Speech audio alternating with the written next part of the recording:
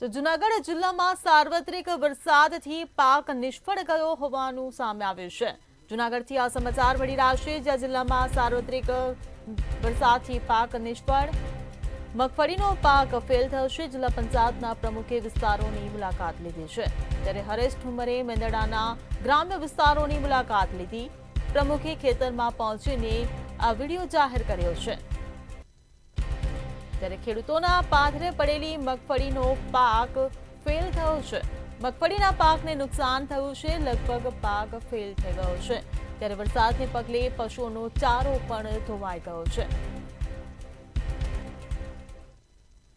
નમસ્કાર મિત્રો, હું હરેશ ઠુમર। આજે મેંદડા તાલુકાના ગામડાઓના ખેડૂતને જે આ અતિ ભારે વરસાદને કારણે જે નુકસાન થયું છે, જે આ પાથરે પડેલી માંડવી જે છે એ માંડવી સંપૂર્ણ રીતે નિષ્ફળ ગઈ છે।